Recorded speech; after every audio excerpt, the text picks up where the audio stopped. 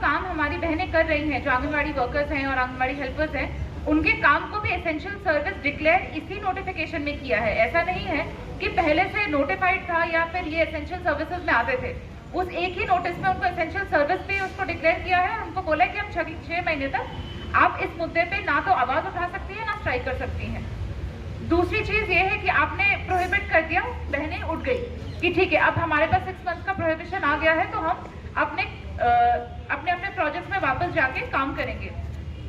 वहां उनको ज्वाइनिंग नहीं करने दिया जा रहा है। जैसा कि शिवानी ने आपको दिखाया, उनसे जबरदस्ती अपॉलॉजी लेटर्स लिखवाए जा रहे हैं। कहा जा रहा है कि लिखो कि आप माफी चाहते हो कि आपने स्ट्राइक में भाग लिया, और आप लिखो कि आप ये वादा करते हैं कि आप दोबारा कभी स्ट्राइक नहीं करेंगे। हम ये भूल जाते हैं कि प्रोटेस्ट या स्ट्राइक हमारा फंडामेंटल राइट है। अगर हमारे साथ गलत हो रहा है उसके खिलाफ आवाज उठाना हमारा अधिकार है और ये कॉन्स्टिट्यूशनली गारंटीड राइट है। ऐसा नहीं है कि हम मन से बनाने की हमारा अधिकार, ये कॉन्स्टिट्यूशनली गारंटीड राइट है, लेकिन इसको हर तरीके से कर्ब किया जा रहा है। और अगर आप इसको एसेंशियल सर्विस के नाम पे अगर रोक रहे हो तो जो आपका कानून है, जो आपके लेबर लॉज है, वो ये कहते हैं कि अगर आप किसी को नोटिस देके प्रोहिबिट कर रहे हो तो आप उस डिस्प्यूट को ट्राइब्यूनल में या कोर्ट में रेफर करो उसको, उस डिस्प्यूट को रिजॉल्व करने के लिए। आज की बात नहीं है कि वेजेस को लेके, तनख्वाह को लेके हमारी जो वर्कर्स हैं वो प्रोटेस्ट कर रही हैं या फिर वो सरकार से बात करने की कोशिश कर रही है। बहुत सालों से ये मुद्दा चल रहा है, कई प्रोटेस्ट हुए हैं, लेकिन जो डिमांड है वो आज तक फुलफिल नहीं हुई है। और डिमांड क्या है? डिमांड कुछ ऐसे कुछ बहुत बड़ा तो डिमांड नहीं है। डिमांड ये है कि हम जिस तरीके से काम कर रहे हैं हमें एट पार पे किया जाए।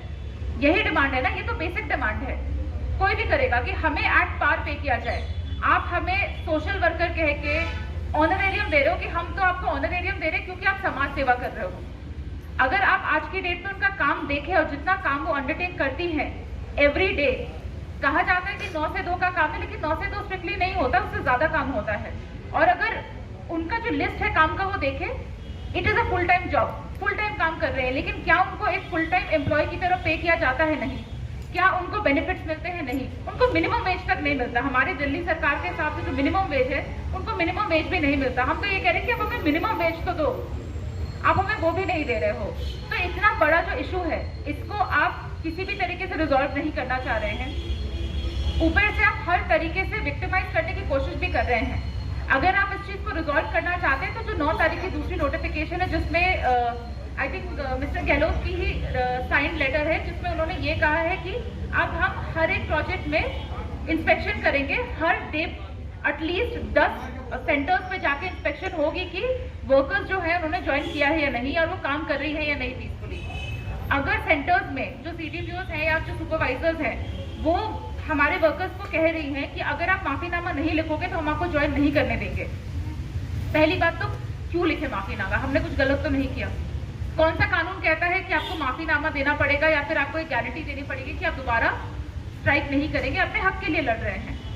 तो और अगर ये लिखने से मना कर देते हैं ना, ज्वाइन करने नहीं दे रहे, तो कल अगर वहां पे इंस्पेक्शन होती है और ये अपने ड्यूटीज पे नहीं पाई जाती तो फिर इनके खिलाफ फिर शो कॉज इशू होगा, फिर इनको टर्मिनेट किया जाएगा ये कह के कि आप अपने सेंटर्स पे नहीं थी। लेकिन सच्चाई तो ये है ना कि इनको ज्वाइन करने नहीं दिया जा रहा है और फिर दोष इनके ऊपर लगाया जा रहा है। तो ये कई सारे मुद्दे हैं जो हम कोर्ट तक लेके जाना चाहते हैं, जो सरकार से बात करके रिजॉल्व नहीं हो पा रहा है, जैसा कि आप सभी जानते हैं। तो ये जो टर्मिनेशन, जो 27 टर्मिनेशन हुई हैं, जो शो कॉजेज, हजारों शो कॉजेज दी गई हैं, और शो कॉजेज में जो आई थिंक उनके खिलाफ जो चार्जेस है वो भी काफी अजीब से हैं कि उन्होंने सुपरवाइजर से मारपीट करी, उन्होंने हाथापाई की, मतलब इस तरीके की अजीब सी आई थिंक शो कॉज में उनके खिलाफ चार्जेस हैं। तो इन सबको हम लीगली टेकअप करना चाहते हैं क्योंकि ये टर्मिनेशन इलीगल है। उसी दिन शो कॉज दे रहे हो, उसी दिन टर्मिनेट कर रहे हो 5 मिनट के अंदर। ये तो इलीगल है ना, कोई प्रॉपर प्रोसीजर फॉलो नहीं हो रहा है, कोई कारण नहीं है।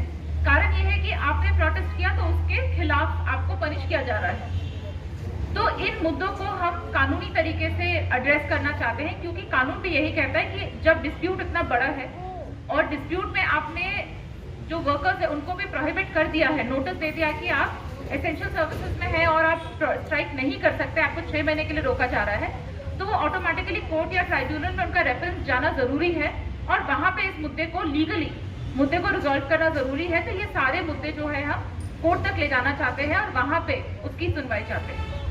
एस्मा का जो कानून है, जो सेंट्रल कानून है, उससे भी 10 कदम आगे है।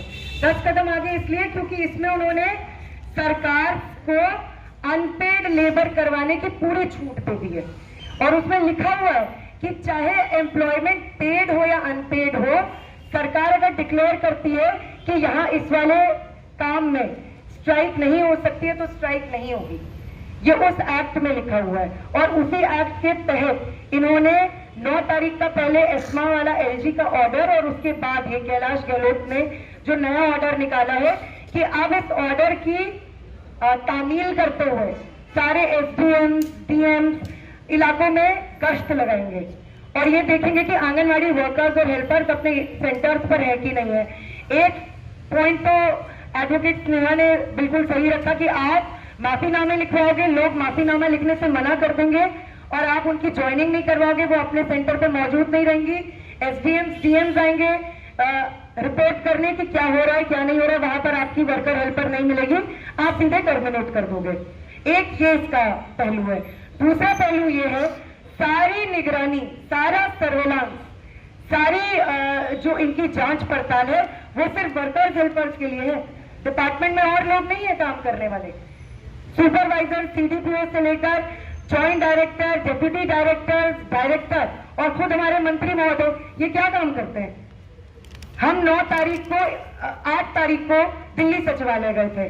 उनको तो पहले से पता था कि हजारों औरतें उनके दरवाजे पर आ रही हैं।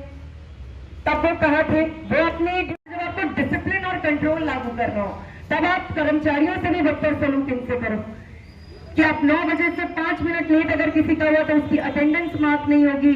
अगर आप अपने सेंटर्स पे नहीं पाए गए तो आपकी अटेंडेंस मार्क नहीं होगी। इतनी स्ट्रिक्टनेस और किसी के खिलाफ क्यों नहीं है, सिर्फ वर्कर्स और हेल्पर्स जो इस पूरे स्कीम की नींव है और जिस स्कीम को लगातार हमारी यूनियन ने कहा कि एक स्कैम है, ICDS integrated child development services scheme और आंगनवाड़ी की ये पूरी योजना ये दरअसल एक घोटाला है, स्कैंडल है। किस तरीके से गरीब तबके की तथा कथित मदद के लिए उसी तबके की औरतों को जो ऑलरेडी आरक्षित है, वल्नरेबल है, आप उनकी श्रम शक्ति का, आप उनके सस्ते श्रम का इस्तेमाल करते हैं, फायदा उठाते हैं और उनका अतिशोषण करते हैं। ये स्कीम ही एक फर्जीवाड़े पर, एक स्कैंडल पर खड़ी है, एक बहुत बड़ा स्कैम है जिसको एक्सपोज किया जाना चाहिए। और हमारी हाईकोर्ट की पिटिशन भी इस ओर इंगित करती है कि ये बेसिकली बंधुआ मजदूरी है, बेगारी है, जो सरकारें माल न्यूट्रिशन से लड़ने के नाम पर, non formal pre school education के नाम पर, न्यूट्रिशन के नाम पर ये जो फर्जीवाड़ा सरकारें करती रही हैं, इसका अंत होना चाहिए। ये कर्मचारियों जैसा काम करते हैं, इनके काम के घंटे जानबूझ के परिभाषित नहीं किए गए हैं और जो किए गए हैं वो एकदम फ्रॉड है। और हमारी जो हम पिटिशन भी दायर करें उसमें ये क्लियर कट बात लिखी हुई है। इसके अलावा हेस्मा जैसे काले कानून के खिलाफ भी हमारी यूनियन ये कंटेम्पलेट कर रही कि हम सुप्रीम कोर्ट पे पिटिशन मूव करें। ये अनकॉन्स्टिट्यूशनल है, असंवैधानिक है, क्योंकि आप मजदूरों के जो सबसे मूलभूत अधिकार है, संगठित होने के, right to freedom of expression, right to unionise, आप उनके सबसे फंडामेंटल अधिकारों पर हमला करते हैं इसेंशियल सर्विसेज के नाम पर। आप किसी भी स्ट्राइक को इलीगल प्रोहिबिट कर सकते हैं इसेंशियल सर्विस के नाम पे, और ये सरकार की विम्स और फैंसीज पर है। ये सरकार के हवाई उनके अपने समझ पर है कि वो किस सर्विस को क्या माने। और जिस तरीके से बेगारी को लीगलाइज करने का ये एक्ट है, इस पर भी हम लोग ये सोच रहे हैं, विचार कर रहे हैं कि इसको भी कैसे लीगली कंटेस्ट किया जाए। मैं सभी साथियों को, मीडिया के साथियों को बताना चाहती हूँ, फिलहाल हमारी जो स्ट्राइक है वो सस्पेंडेड है। फिलहाल हम कोर्ट के ऑर्डर का वेट कर रहे हैं, लेकिन हम पहले भी बता चुके हैं, जुडिशरी के तमाम इंडिपेंडेंस और लेजिस्लेचर और एग्जीक्यूटिव से उसकी सापेक्षिक स्वायत्तता के तमाम दावों के बावजूद हमने तो हमेशा यही देखा है कि कोर्ट्स भी आमतौर पर जिस डायरेक्शन में हवा बह रही होती है राजनीतिक तौर पे, उसी डायरेक्शन में कोर्ट के जजमेंट से बहने लगते हैं। लेकिन फिर भी हम एक बार ये मौका दे रहे हैं इस हिंदुस्तान की जुडिशरी को कि वो वाकई में ये साबित करके दिखाए कि वो निष्पक्ष है, स्वतंत्र है, जनपक्षधर है और आंगनवाड़ी कर्मियों के हितों में के साथ खड़ी है। लेकिन ऑर्डर जो कुछ भी होगा, हमारा आंदोलन चल रहा है, हड़ताल भी हमारी शुरू हो जाएगी। फिलहाल हमने कुछ समय के लिए इसको सस्पेंड किया है।